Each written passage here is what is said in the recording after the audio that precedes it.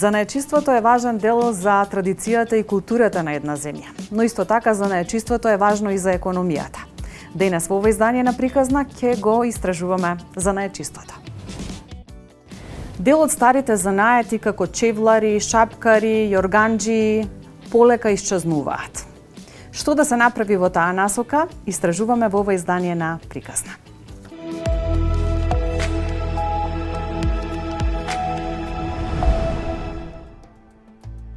Убавината на занаетите е во нивната уникатност. Секој производ се изработува рачно поради што е автентичен. Од секогаш сум имал афинитет кон уметноста. Можноста да употребам својата креативност и способности со проценка според изгледот и стилот на клиентот, со цел да создадам уникатен и автентично дело. Но најбитно од се клиентите да бидат задоволни од мојата работа. Историјата покажува дека занаетчиите во минатото биле почитувани заради занаетчиските вештини, но и поради знаењето. Тие успеале поради тоа што имале вешти раце и способност да ги изработуваат занаетчиските производи. Занаетчиските активности во Република Македонија имаат богата традиција уште од најстари времења. Во минатото чаршијата била место каде на едно место се собирале различни занаетчии и купувачите. Се отвора капанан, века занаетчиите ќе бидат сместени во капанан, занаети кои што се од изумирање. И како ќурчија, порано постоела улица Ќурчиска, па постоела улица Златарска, ден-денеска постои, така да убаво да прочитате старата скопска чашија која што е букет со разни ружи, во кој што секи видиш тука и македонец, и албанец, и турчин, и муслиман, македонец, бошњак или босанец. Практично, чаршијата овозможила развој на повеќе занаети, а паралелно со тоа влијаела и на развојот на трговијата. Многу од занаетите биле надалеку познати. Изработката на кожа, волна, восок, тутун, срма, свилен конец, везени производи од чоја, придонеле да се развијат бројни занаети. Кожарскиот, златарскиот, кујунџискиот, казанџискиот, ковачкиот, калајџискиот, капарскиот, шекерџискиот, столарскиот, ткајачкиот, капамадискиот, лончарскиот, самарџискиот, сарачкиот и други занаети. Работиме тука во Капанан до 89-90 година. Почнуваме, малце се отвора пазарот, осамостувањето на Македонија, почнуваат сајмите во Скопје и надвор од Републиката, мораш нешто да внесеш ново, затоа што не може само со еден исти артикл да работиш со нашето јагне било познато по кожа и по месо. И тогаш многу убави бунди и работевме од шпици јагне. Испадна меклаудите, ги правевме од меклауди, кожите ги дававме на доработка за да испадне во разни бои, и во битула, и во велес штаварите работеа. Постојат историски докази кои го докажуваат постоењето на некои занаетчиски активности, како што се златарство, мелничарство и слично. Занаетчиските активности започнале да се развиваат за време на Отоманската империја, поточно кон крајот на 14 век. Во текот на тој период била основана првата форма на официјално здружение на занаетчии во Скопскиот регион, така наречени ЕСНАФ организации. Главната цел на ЕСНАФот била да го заштити имиџот на занаетите и да ги здружи интересите за подобро справување со конкуренцијата од други земји. Со тек на времето, технолошкиот напредок и индустриската револуција му наштетија на уметничкото и традиционалното занаетчиство. Економската криза како се доаѓаше, почнува да опаја побарувањето, а и малце и изгасна и чашијата, во кој што го нема она джагорот, го нема она убавото, чукањето на месторите, ги нема оние кондураджи, ги нема тие шнајдери што беа по малите дуканчиња. Сега се повише одиме кафич, да биде да има бавча, да има тераса, да бидеш виден, да пиеш кафе и така натаму. Тоа е целата работа во кој што и ние како занаат ни опадна работата, затоа што народот е више и финансиски опаднат, затоа што материјалите се скапи и некогаш него доста време работиш она да се покриеш. За време на индустријската револуција па се до денес, технолошкиот напредок води до методи за масовно производство и произведување голем број стандардизирани производи. Во овие моменти тешко е више да се издржува, не можеш да вработуваш, не можеш да се шириш, пазарот е мал, а прилив има од секаде. Денеска нема човек што не е испаднат од Македонија и нешто да најде некое парче, да го купи, да го донесе. Сега, кој ќе донесе, нормално нема сервис кој да направи. Ако е казно, само казнарот може да ја направи. Индустријата го прифати масовното производство што придонесува до намалување на занаетчиската индустрија. За среќа, Македонија има задржано многу од занаетчиските дејности, иако многу занаети се изложени на ризик од исчезнување. Но 21. век носи нови можности за занаетчиите. Па некако ова е креативна професија. Најважно е да имаш креативноста во себе или да успеваш да твориш нешто поразлично од другите, тој ќе те издвои на самиот пазар.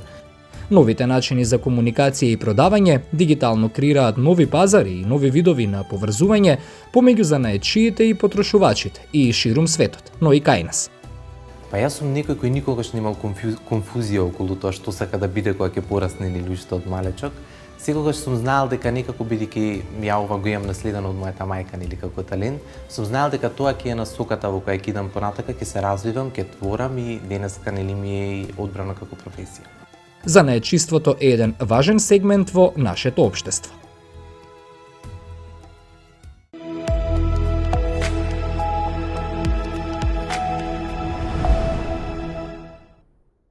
Би сакала да почнеме со моментот зошто е важно занаетчиството.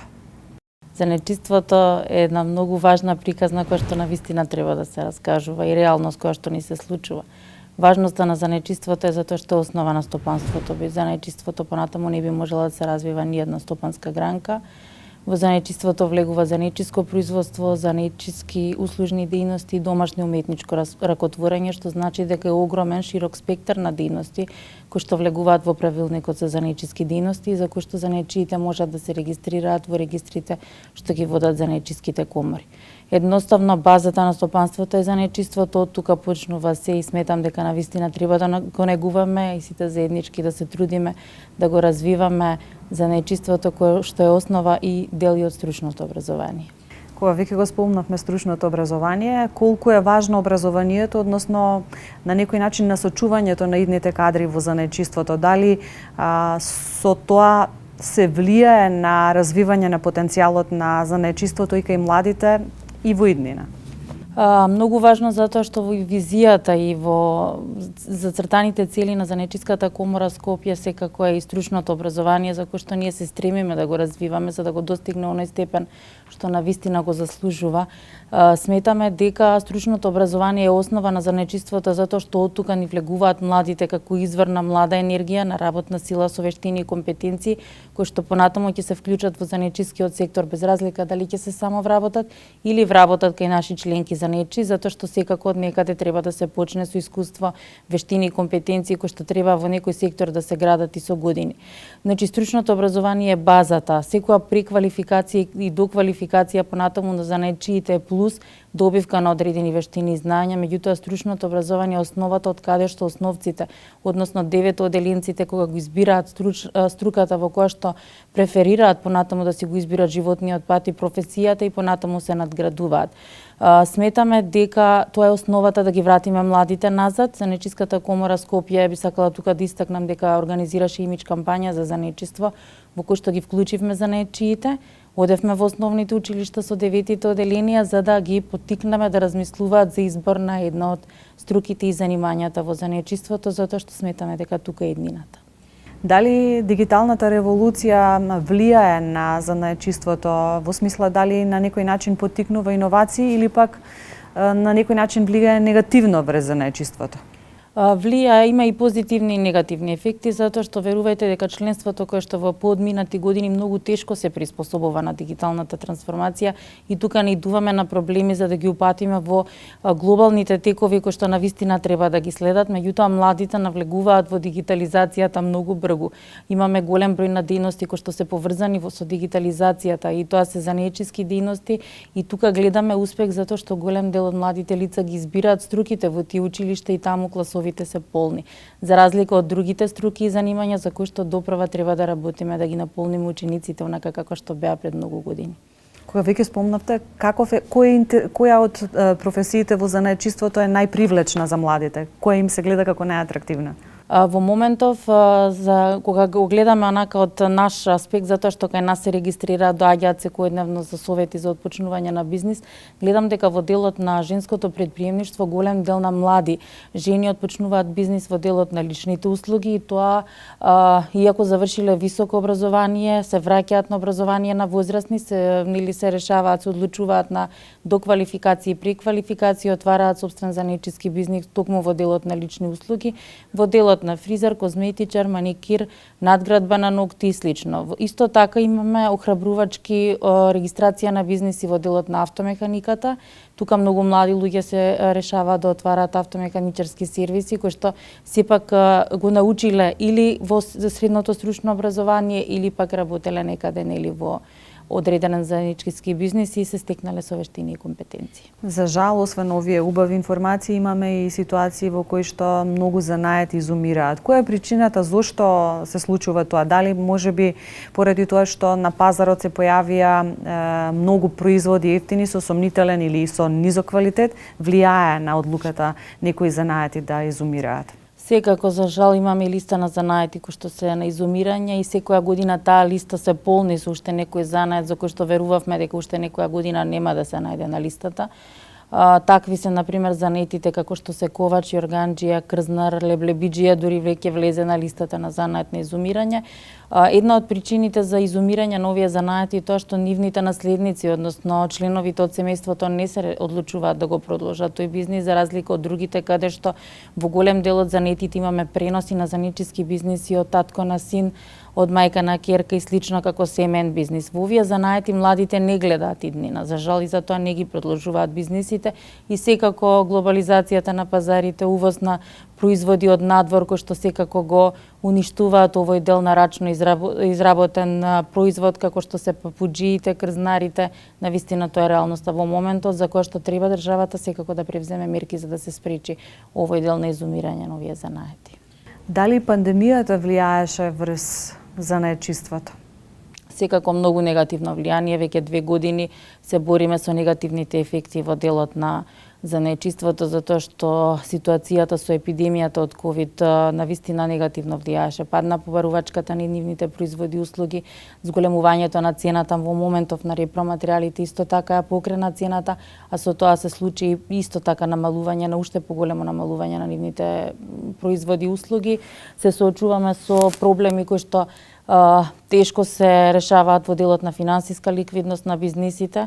Субвенции имаше многу малку во овој период за занаетчиството, кој што реално многу малку помогна за да овие бизниси останат такви какви што беа. Секако се борат со ликвидноста, ќе успеат да ги одржат бизнисите, иако имаме и затварање на одредени занаетчиски бизниси кои што видоа дека и со секакви напори не може да го одржат бизнисот ликвиден. Пандемијава секако негативно влијание имаше во овој сектор.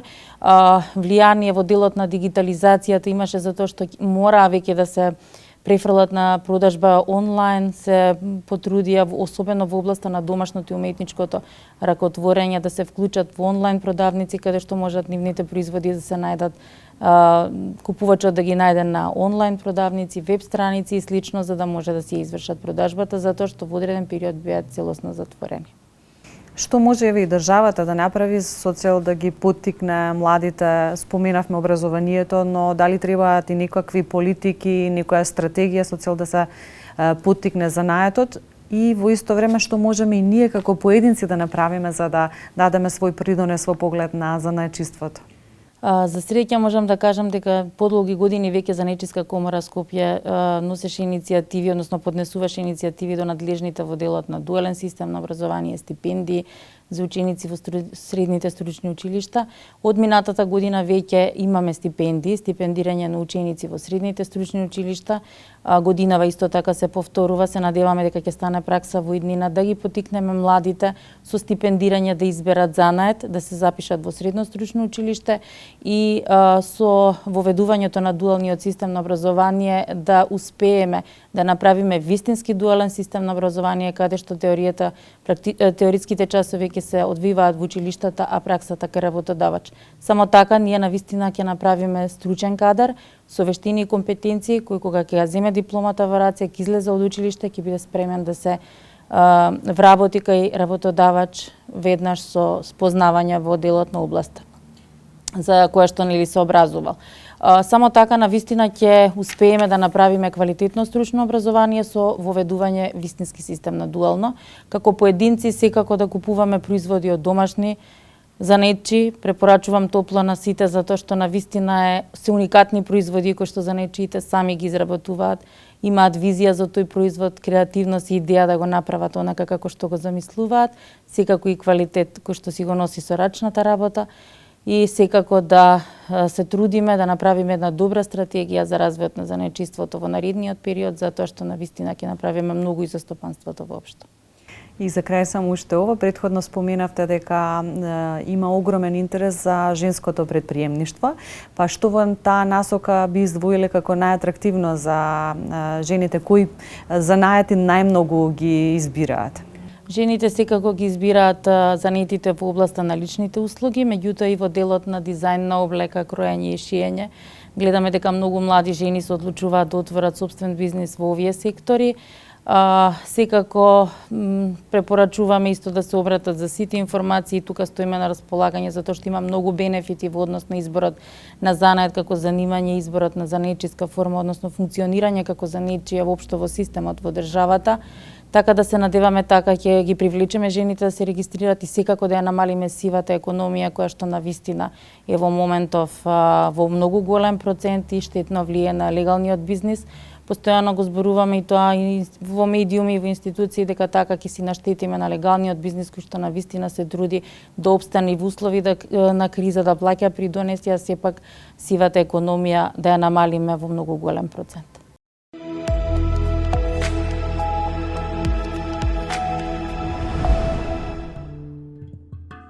Доколку направите прошетка низ старата скопска чаршија, нема да ви треба многу време за да сватите дека најголем дел од она што сте го виделе во излозите од дуќаните не го изработиле рацете на човекот, како некогаш. И таман кога почнува да ве растажува самата помисла дека не секогаш било така, ќе се појават некои дуќани со стари занаети, некои кои и ден денес се доста актуелни, но за жал и некои кои полека се борат со времето и се истребуваат. Јас сум Трајковски Илија, иначе овде сум во чаршијава од 6 години, а сега имам 55 години. Ако некогаш во чаршијата имало 12 шапкари, денес едва и се двајца. Од младите занетчи, Илија е единствен во овој занает во цела држава. Овој занат е од мојот родител. Значи, од 1953 година сме во овој дуќан. За порано беше многу по-друго, бидејќи центарот на целата занетчиство и трговија беше во чаршија.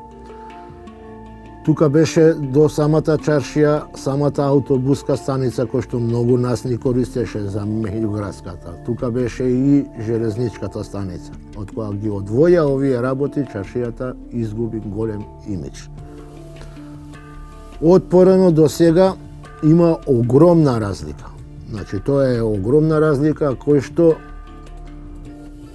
во сегашност македонците не знаат што е рачна изработка, повеќето нас не ценат странците. Значи, овие 4-5 години пред да фатеше короната, ние имавме во самата чаршија од цел свет странци доаѓа. И они кои ќе ме гледаат како работам, и ќе ме снимаат и ќе ми купат. Треба огромна љубов, желба, трпение, знаење и сила за да се стане мајстор на занаетот, велат занаечиите низ чаршијата. Се започнува од желбата, а потоа велат дека се додека таа живее, до тогаш ќе живеат и преостанатите занаети. Но за жал, другата страна на реалноста вели, освен желба, треба и учење на занаетот. Илија додава дека денес голем дел од старите мајстори од кои можеше да се научи, не се веќе меѓу нас, па затоа не е оптимист за враќање на некои стари занаети. Да, можеме, ама кој ќе те едуцира, кој ќе ти го даде занатот? Старите занечи изумреа, умреа самите луѓе. Како ќе научиш занат кога го нема самиот мајстор или газда? Еве, утре ја, значи, штом сум се родил, мора ја да отидам. Порано, значи, мојот родител, ја плюс брат ми и плюс не имале по тројца чираци. Сега нема шанса. Значи, званично со документација, значи, ја почнав од 1990 година, татко ми тогаш влезе во пензија, по автоматиза, ја како најстар од сите, од 1990. До ден денеска никој не се понудил за да научам некому. Моментално чаршијата стана значи, многу ретко ќе видите занаети кои што работат, кои што чукаат или кои што прават. 99% е све се вика трговија. Никој не ќе па да работи веќе. Тоа не е се луѓето криви, самиот систем тоа ни го направи. Ние па нарочито во чаршијата овие што ги кажувате изумрени занати, ние никаква помош немаме. А ја лично па неќам помош од никој па да добијам, бидејќи сум здрав и прав, работам и мојот пласон знам кај можам да го дадам. Она што денес можеме со гордост да го кажеме е тоа дека и покрај новото време и состојбата со занаетите, едно нешто останало да живее од секогаш, кога занаетот бил душата на секоја чаршија. Јас сум рекол, ако не знаете што е соживот, дали бил Алмовец, Турчин, Ром, и Бошњак или Влав, дојди прво во чаршија, да видите како сите ние заеднички пиеме кафе и чај. До сега се нема ни. Ја немам слушнато да сме се степале, да сме се увред, а шали колку сакаш има. На рачун и на мој, и на нивни, значи, тој што не знае што е соживот, нека прво дојде во чаршија, нарочито кај мене, па да видат летно време јас со кого комуницирам и со кого пијам чај и со кого пијам кафе. И на крај, нормално е да си го поставиме сите ние прашањето, ако толку не прават уникатни, ако занаетите не се дел од секоја култура во светот, а ние ја имаме таа можност историски да сме горди на нив, зошто ни се случува ова и зошто дозволивме да изумрат голем дел од нив, да нема занаети кои што денес ке носат повеќе туристи, приказни, но и гордост за нашата традиција и култура.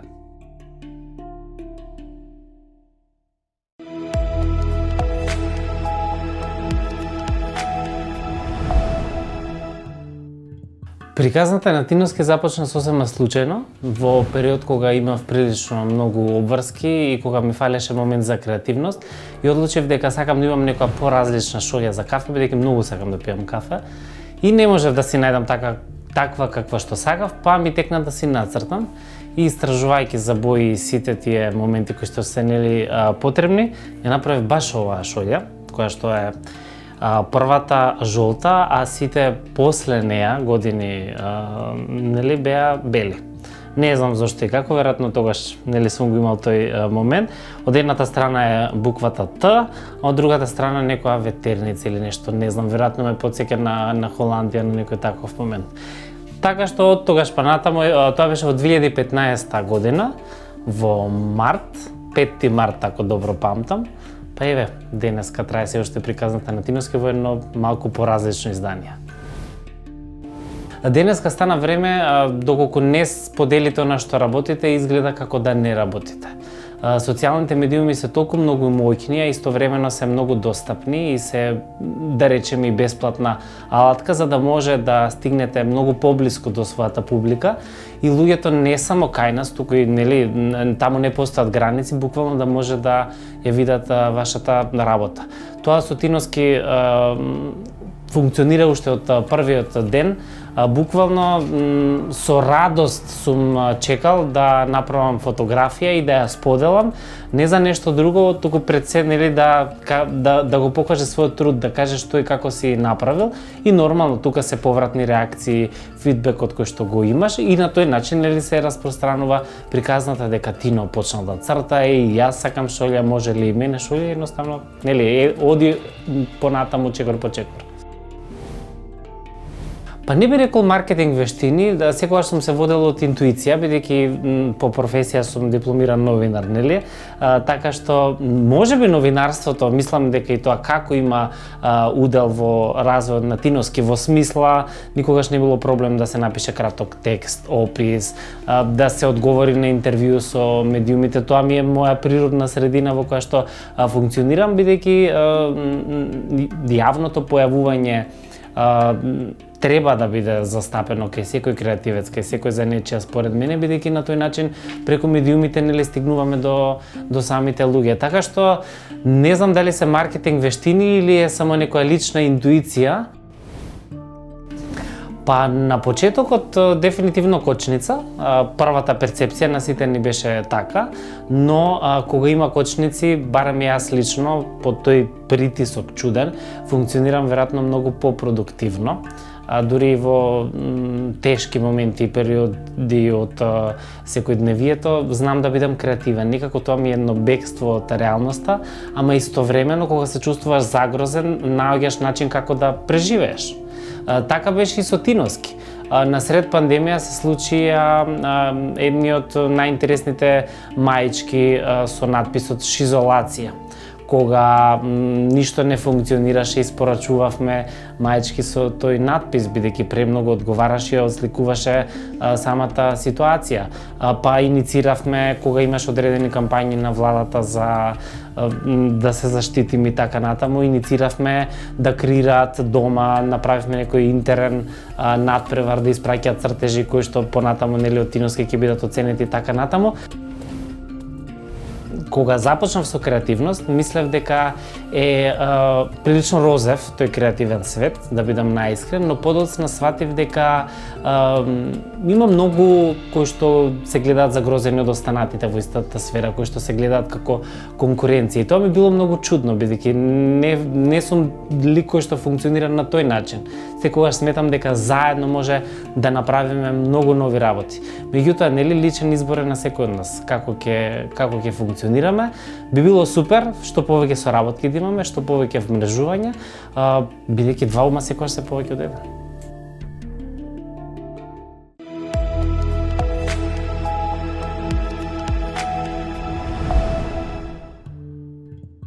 Умешноста е едно обично парче сребро да го претвориш во жица и од тоа да изработиш едно мало уметничко дело, кое што ќе стане безвременско, се нарекува филигранство. Филигранството е занает кој од секогаш бил инспирација и за помладите. Таква е инспиративната приказна за Александра Атанасовска, која е една од најмладите занаетчи во старата Скопска чаршија. На патот низ моите студии налетав на еден краток курс за филигран. Не можев да се задржам себе си да не се пријавам, бидејќи филигранството ме восхитувало уште од раните години. Значи, кога сум се шетала низ старава чаршија со моите родители, обавезно со восхит секогаш сме ги гледале овие парчиња. Така што инстантно се влюбив во самата техника и во сите можности кои што ги нуди среброто како метал. Чест ми е што сум тука денес, веќе година и пол сум во старата чаршија и морам да признам дека навистина таа е еден чувар на старите занаети и јас сум горда што можам да бидам денес тука. Убаво е да се знае дека се повеќе млади луѓе пројавуваат интерес за учење на овој занает, но и луѓе кои сакаат да купуваат филигран.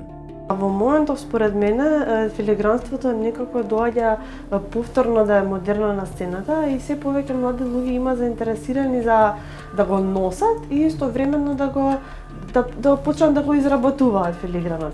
Сметам дека некако најголем дел од моите клиенти се девојки на возраст од 20 до 30 години. Тоа е практично и мојата таргет група. Целта е да го приближам филигранството до помладите генерации, односно да ги изработувам моите дизајни да се како да би ги носела јас. Мислам дека поголем дел се како за подарок. Меѓутоа, секако сега доаѓа лето, се враќаат нели свадбените прослави и многу млади невести сакаат да бидат уникатни, да изгледаат поразлично и се одлучуваат за филигрански накид да носат на својата свадба. Убавината на овој занает, но и на сите останати, е тоа што секојдневно учите нови и нови работи, кои уште повеќе ве инспирираат, а самиот процес на преточување на една идеја во готов производ е предизвик. Ова е мојата 6-та година како се занимавам со филигранството. До ден денес се уште оваа техника ми покажува некои своји нови лица. Значи не е професија која што може да се совлада во неколку месеци, во неколку години, напротив, треба многу време, многу учење, секојдневно грешење, работење, играње со огнот и неисцрпна е едноставно филигранството како техника. Имаме пример на занает кој се уште живее и за кој младите пројавуваат интерес, но како да го заштитиме и оставиме во аманет на идните генерации? Сметам дека проблемот започнува од помали нозе, односно занаетчиството не е вклучено во процесот во образовниот процес. Не постои одредено школа, односно академија, каде што младите би можеле да се насочат и да добијат желба и поттик да продолжат со работа во занаетчиството. За разлика во останатите земји, како Италија, Германија, златарството е посебна професија која што се изучува во академии и оние го гледаат ова како сериозна професија, што не е случај кај нас. Другата точка е поддршката од државата, значи ние сме земени како професија која што е од мал бизнис се смета или микро предпријатие и сме самостојни ракотворци кои што функционираме.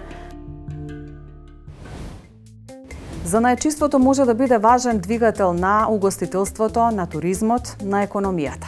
Еве што истраживме денес во ова издание на Приказна.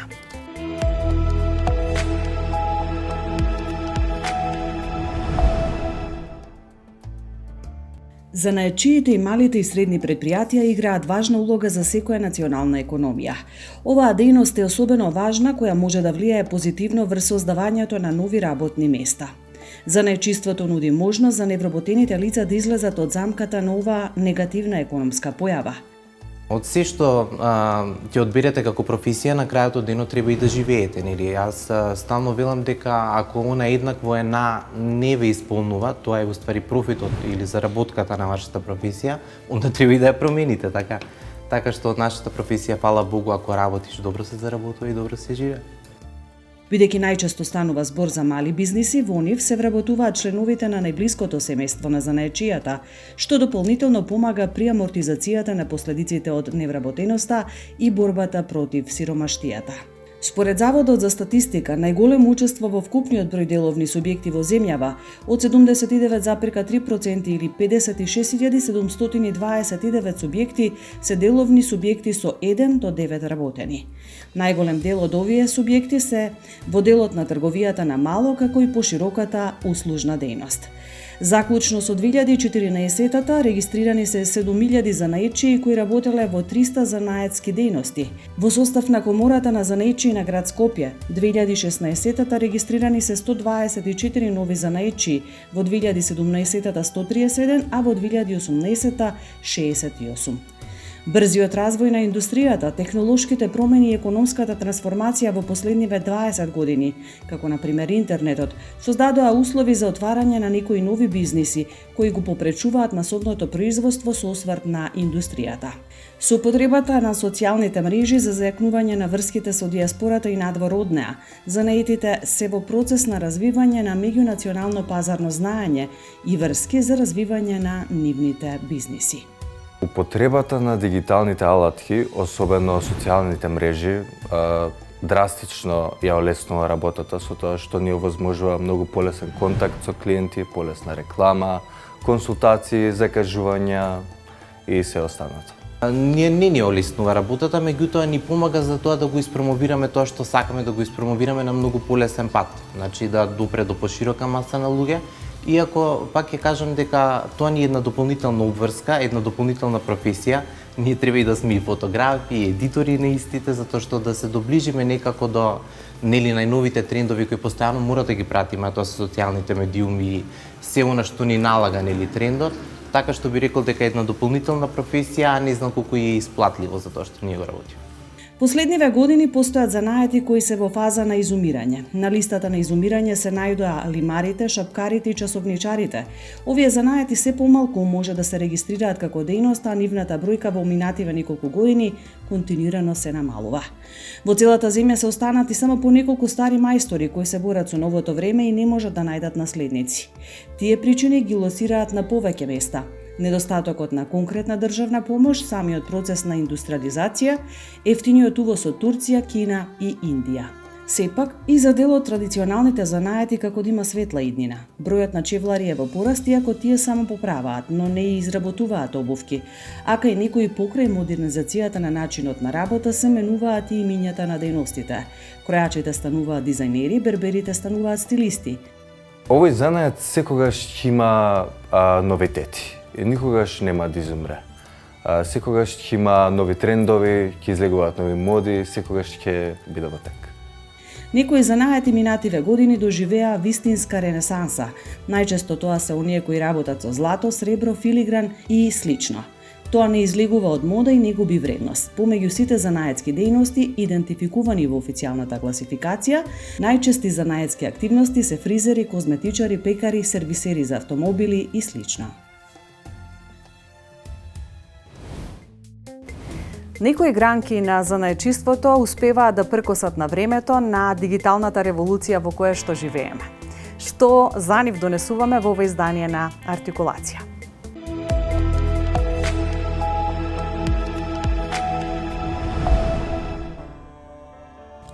Ковачкиот занает е еден од најстарите занаети. Во 1925 година во Скопје имало 37 ковачки работилници, а во 1928 вкупно 9 ковачки, 9 коларо-ковачки и 6 коларски работилници. Кујунџискиот занает уште се нарекувал и златарски занает, кој се уште е еден од најразвиените модерни занаети во Старата чаршија. Тие изработувале накит, крстови од сребро и злато за цркви и манастири, кандила како и најразновиден накит, како прстени, бразлетни, обетки, гердани и слично. Часовничарскиот занает, како еден од најраспространетите занаети, во периодот помеѓу двете светски војни бил многу застапен. Мајсторите на овој занает биле многу почитувани стопанственици, кои покрај тоа што се занимавале со продажба на часовниците, тие и ги поправале. Покрај поправката и продажбата на часовници, кај нив се продавале и јувелирски производи. Појавата на фотографскиот занает се совпаѓа со пронаоѓањето на самата фотографија. Во периодот помеѓу двете светски војни, фотографскиот занает во Скопје доживеел вистинска експанзија. Постоеле 7 фотографски ателјеа и 3 дуќани за фотоматеријал. Свеќарите се викале и мумџи, а се занимавале и со изработка и продажба на свеќи. Во 1925 година имало 10 восокари, односно произведувачи на восок од кои се изработувале свеќи. Во 1928 година имало 5 свеќарски работилници, како и мануфактурни работилници. Ќурчиско-кожуварскиот занает имал најака еснавска организација. Нивната чаршија била во Ќурчи Ан. Името го добиле по изработката на ќуркови, горна облека, односно палто од кожа. Ќурчиите сами ја штавеле кожата, односно ја приготвувале суровината, а крзнарите користеле готова суровина, кожа од разновиден дивеч. Опиничарите изработувале опинчарски производи за пазарите или по порачка. Биле организирани во чаракчиски опинчарски еснав кој имал свој печат. Папуџискиот еснав изработувал папучи од штавена кожа, но не произведувале опинци од штавена кожа, бидејќи тоа го правеле опиничарите. Овој еснав се делел на дустабанџии и чизмари. Првите изработувале папучи, а вторите чизми. Занаетчиските приказни се убави, инспиративни. Тие може да бидат подвиг во економијата. Токму и затоа денес се дружевме со нив во ова издание на Приказна. Довидување до следната приказна.